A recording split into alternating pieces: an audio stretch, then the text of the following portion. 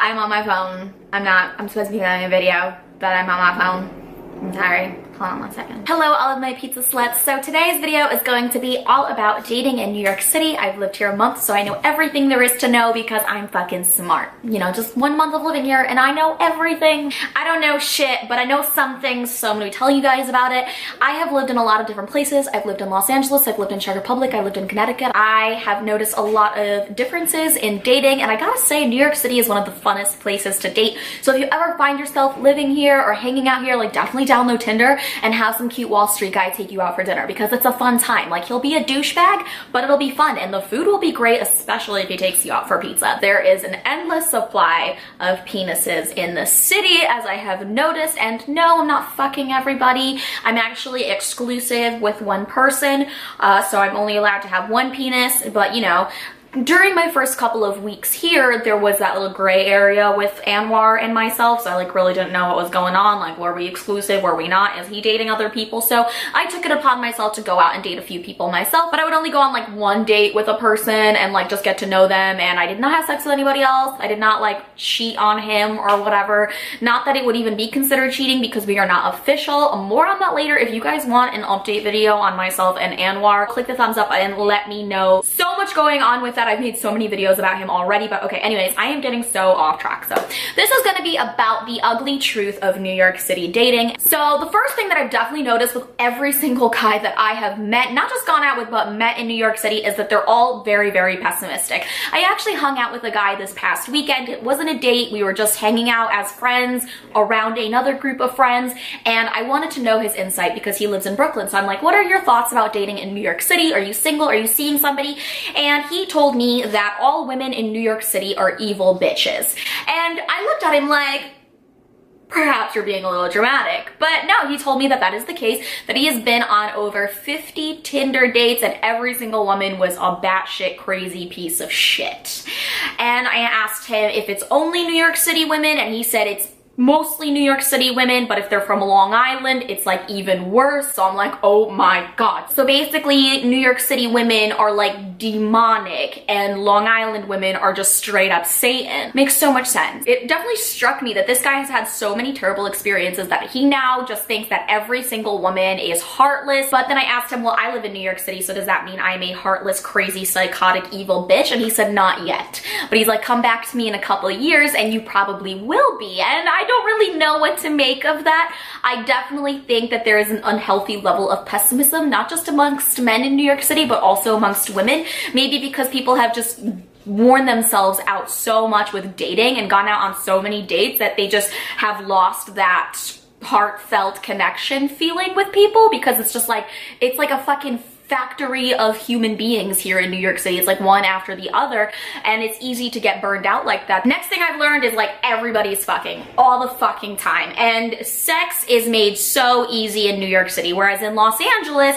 you have to get on the 405 and deal with an hour's worth of traffic just to get to your booty call. Here in New York City you can drink without any consequences because you don't have to drive anywhere. You can take a cab, you can take an Uber, you can take a Lyft. So people are just constantly drinking and fucking. People go really hard in New York City. Even if they're working 9 to 5 like 7 days a week, they still find time to have sex and drink excessively. This is kind of like Sin City, I've noticed. Also, if you go on Tinder and you put someone in like a 1 mile radius, you're still gonna find like 500 men. Whereas in my hometown back in Connecticut, you put people in a 1 mile radius and it's everybody that you went to high school with, and it's honestly terrifying, and you don't really have that much of a selection. Here, it's endless supply. It's literally like the hottest, most successful guys all within 2 miles of you, just ready to whip their dicks out. And there's also that added chance of you running into people constantly because the city is really not a big place, and I have run into people before and it's been awkward as fuck. Next thing is an untold rule that not one but several people have told me: don't date Wall Street guys. Don't date any guy in finance. I don't know why. Don't even expect me to explain this. This is just something that I have repetitively heard, and I have it in the back of my head, and it scares me. And if you guys know why, please let me know. It kind of makes me think back to that movie, The Wolf of Wall Street, and then I can kind of see why people say you shouldn't date Wall Street guys. but at the same time, like, maybe they're not all bad, but see, that's me living here for a month. I'm still fucking optimistic. Next thing I've learned is that everyone is constantly waiting for the next best thing. Nobody wants to settle down because there is always someone hotter, richer, better. People here are like serial daters. Anwar kind of strikes me as that type of guy because he's dated so many girls. Like, he keeps telling me like, oh, I dated this girl, I dated this girl, I dated this girl, I dated this girl. I'm like, how many fucking girls have you dated? Another thing I've learned is that people are generally very, very friendly. A lot of people think that New York City is a very cold and hostile environment where everyone is just an asshole. And yes, that may be the case.